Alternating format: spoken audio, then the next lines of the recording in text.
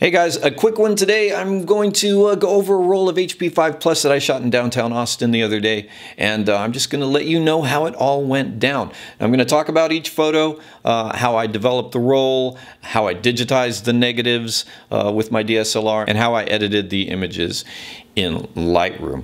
Now, first I want to say this. Getting out to take photos of things, you know, I'm a people photographer. I take pictures of people. I do portraits and boudoir and anything having to do with people. Getting out there and taking pictures of, you know, buildings and stuff, structures, it can be a little frustrating for me sometimes because I don't really, that's not my thing. I have to admit, it can also be very relaxing. Okay, it's like meditation. I used to go out to Central Park and, you know, just take nature pictures, stuff of the ponds and the rocks and the trees and leaves and stuff, and it was always very relaxing. I mean, it was a nice getaway, you know, from the hustle and bustle of what normal life, and I found it very meditative. You know, you just get out there. It's just you, the camera, and the world around you. So in that sense, I really like doing that kind of thing. It's just I think maybe I get more out of the experience than out of the photography itself. The resulting pictures, you know, don't do as much for me as pictures of people. But with all that said, yeah, I like getting out and doing this now and then. Now, this shoot was actually my second attempt at going out to this general location in Austin to do pictures like this. My first attempt was a couple of weeks ago.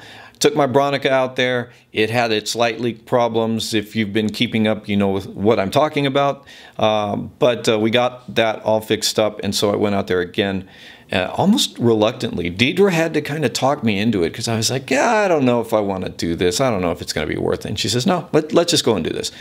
I was smart and I listened to her and I went out there, and I'm happy. I'm happy I did. I took my Bronica out there. Black and white film, like I said, HP5 Plus, and this time it was better.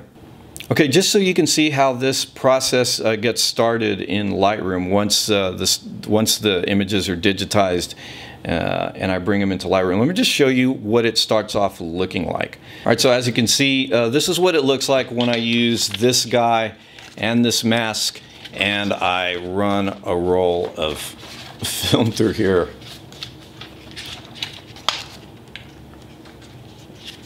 Like this. Now I don't do it like this. I'm a lot more careful when I do this for real.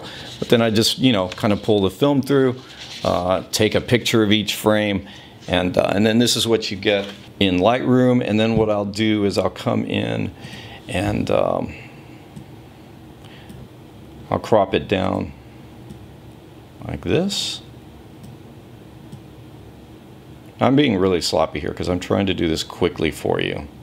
I don't want to take up the whole day. Now I've got a preset right here. I'm going to use the Kodak HC-110 preset that I have. So I've got that, and I'm just going to bring that in, and so then we've got something like this. Maybe boost the contrast a little bit. Well, you get the idea. So then we've got a picture. Now I can just crop it in a little bit more so that we don't show the sides of the negatives, but I like to show those sometimes just to kind of make the point on Instagram or whatever that this is actually film that I'm using, because, you know, us film photographers, we like to do that. That's pretty simple. That's how that's done. Now I'm going to show you a few. I'll show you the ones that I like. We're just going to go through the ones that there might be 8 out of 12 here that I kind of like. When Deidre and I were out there, I was trying to explain to her why I like this scene so much. This is actually the old Austin City power plant, and so you know how they are gentrifying everything in all of these cities now. How they're trying to incorporate the old stuff into the new stuff and then just mix everything. I think it's pretty cool because then you can keep a lot of that industrial-looking stuff around, and then, you know, it's hip, so people are not going to want to tear it down, which is kind of cool. Anyway, I told Deidre, I was pointing the camera up at this, and I said, I don't know why this fascinates me so much. It looks like, to me, like industrial spaghetti. And she says, you know, yeah, it kind of does. I can see that. And I said, yeah, it's lines, it's not curves, but it's still, you know, it's just all mixed up. But it creates this, you know, these interesting patterns. And so I just pointed this up here and got that. So I really like that shot. I think that I could probably balance you know, the upper portion of it where you see the sky coming in. Let's just see what that might look like. Let me just pull this down here and just kind of, we'll just kind of feather in an adjustment to the exposure here, and you can see what I'm talking about. I mean, we wouldn't want to go crazy like this, but just bringing that down, feathering it down just a little bit. That might be something I like. I might throw this guy on Instagram. Anyway, so let's move along. Here's another one I really like, and I did tweak this a little more than I might usually because I just wanted to get the tones just right. This picture actually came out very flat, and so I boosted the contrast a little bit. I don't know, something about it, I really like this too. Then the smokestacks, I guess that's what they are, old smokestacks. Now these aren't operational anymore. What you see up there are actual clouds. It was pretty much an overcast day. These really look cool when you see the whole complex out there. And we've got like a Trader Joe's and other, you know, hip little businesses surrounding the area. And it's all kind of centered around this old power plant. So if you ever visit Austin, you should check that out. Some plants. And then this one, I like this one a lot because another thing that you're going to see in Austin, especially downtown Austin, is just a lot of construction, right? I mean, it's so much construction. It's really kind of irritating, and it's all new. It's not like they're really refurbishing buildings. They're just building new buildings and just really tall, like skyscrapers. So yeah, so there's a lot of that going on, and I thought it'd make an interesting story to have this this angry-looking face of a man over here on this big light pole or whatever it is, and then to include the little pay to park there. I think you can make up your own story here, especially if you're from Austin and you kind of have these sentiments about all the building going on.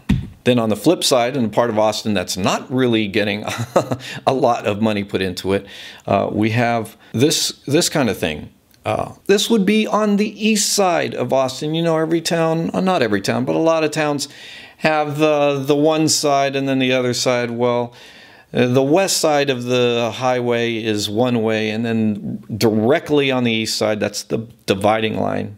It's more like this. It has been for years. Now, a lot of that area is sort of gentrified now too, but there's still pockets where you're going to find stuff like this and this. Still kind of cool though. And then there's this. I kind of got into taking pictures of industrial stuff when we were in New York. I just, you know, having been there for years, you start appreciating some of that stuff that's 100+ years old that's still working, right? That sometimes it's barely functioning. You know, you'll get arguments as far as like how efficient things are running out there, especially in the subways. But you have lots of tubes and pipes and things like this. Well, this is underside of an elevated train track directly across the street from that old Austin power plant. And I just kind of like the way that this looked. And so, you know, lots of times you're just going with that kind of instinctual notion for composition, and you take the picture, and maybe you like it, maybe you don't, but at least it's here. And the one thing that kind of throws it off a little bit for me is this right here, this white spot where the sunlight is creeping through. So, you know, I could cheat and cover it up, or, you know, fill it in, or I could just kind of crop this guy in a little bit like that. And it gives it kind of a different feel, I think. I don't know, I might even rotate it a little bit just to kind of line these guys up a little more. Let's see what that looks like. Hey, maybe an improvement. Anyway, so those are the pictures. I'll probably post some of those up on my Instagram account, so go ahead and check that out. If you're not following me on Instagram, you probably should. I post little stories and stuff up like that all the time, and definitely I'm going to be posting more and more pictures, especially film pictures, as time goes on, because that's kind of a thing. You know, you kind of get back to your roots a little bit, and then it just kind of takes hold. Hey, nobody's saying I'm abandoning digital. I'm just saying I'm adding more film back into the mix. Now, there's an interesting story about how the whole development process worked out with this roll of film. Now, I've got a lot of experience with developing black and white film, and I've developed C41. So I've developed color negative film. I've developed the E6, which is like slide film. I've done all that, but black and white film I'm pretty good at. I've been doing it for decades. Sometimes, you'll get a curveball though, and I guess that's part of the fun. All right, so here's what happened. Over on the East Coast, you can run tap water, and depending on the time of the year, you're gonna get pretty close to what you need. 20 degrees Celsius, 68 degrees Fahrenheit. That's the recommended temperature for a lot of this film developing stuff, right? Here in Texas though, depending on the time of the year, the water's either going to be warm or hot coming out of the tap, right? So I bring in some ice to cool down, the developer before I actually start using it. And I've got to use a thermometer to make sure that I hit the right temp before we pour that developer into the tank and develop the film. The problem is, I was doing that, but I started realizing that, hey, something's a little off here, because the tank, as I'm agitating it, it just feels a little colder than I think that it should. And I suddenly thought, what if this thermometer's off a little bit? I mean, these things, you can calibrate them with a little wrench, but what if the last time I calibrated, between the last time I calibrated it and now, what if something happened? It was in a box, maybe something threw it off a little bit. Sure enough, I had the thermometer sitting in the ice for a little while just to see if it would get itself down to 32 degrees. It never did. It was off by several degrees, and then suddenly I realized, wow, this water, this developer mixture is just too cold.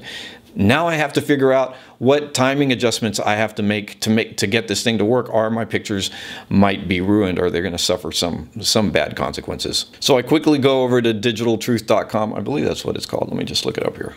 Yeah, digitaltruth.com, and they've got different development charts and calculators. So I quickly plugged in my new temperature, and it gave me the difference in minutes for the development time. So on the fly, I took care of that. It was a little dicey for a moment, but everything worked out just fine. But while I'm on the subject of the whole development thing, I'm going to go ahead and just quickly read off what I did for this roll of film. Now I used, the developer was HC-110, that's Kodak HC-110. I'm using my favorite Dilution H. That's an unofficial dilution. It's 1 part developer to 63 parts water. Anyway, so that's about 7.8 milliliters of the HC-110 to 492.2 milliliters of water for my 500 milliliter mix. I use Ilford Rapid Fixer. I did not use a specific stop bath. I used water for that, and to wash the film, I used the Ilford, water-saving technique. I'm going to put all of the info for that down in the description below, just in case you're interested in the details of how I developed this roll of film. It's pretty much how I develop all my black and white right now. I've tried different developers. They're all fun to use, but this one, HC-110, just seems to be something that right now is really working for me. It's been working for me for a while. I'm liking the results I get from it, so I'm kind of going with that for most of what I do. Now, after the film is dried, I will usually digitize it with, I don't even know exactly what these things are called, but it's like a little light panel, and it's just a consistent light all the way across. You can see it's really small and thin. And then what I do, I just cut out a little piece of cardboard and use it as the mask for the negatives, and then I just put the negatives in here, and I use some rubber bands this way to kind of secure it, and I just pull the negatives through and then use my DSLR to just take pictures of the negatives. Anyway, that works really well for me. As long as you've got good technique, it's going to work out pretty nicely. I have a whole video on this. I refer to that video a lot, and I'll just go ahead and link to it up here. Now, once I digitize the negatives, I put those digital files, I import them into Lightroom, and then I invert them using a custom preset that I made. And that turns the negatives into positives, and then I just tweak the contrast and the tones a little bit. And then that way you get positive digitized images of the film you shot. All right, so now I'm not sure I'm going to be able to do this, but I'm going to try to include include a link in the description below to at least one of my presets that you can just plug into your Lightroom, and then if you import some negatives into Lightroom, you can just click a button, that preset will do the job, and then you could just tweak it from there. So you could try doing this yourself. Okay, so we went through that whole roll of film together. I told you about the whole process, and including the developing and the digitizing and the Lightroom stuff. I hope you enjoyed this video. If you did, hey, we can continue the discussion in the comments below. But if you like the video, you know what to do. Click that like button, give me a thumbs up. If you haven't already, go ahead and click subscribe. Maybe even click the little notification bell so that when, you know, a video like this comes out, it'll let you know right away. And other than that, I just want to thank you for hanging out with me. Again, give me some comments. You know I'm going to respond to them. I love your comments. That's about it for today, guys. I'll see you next time.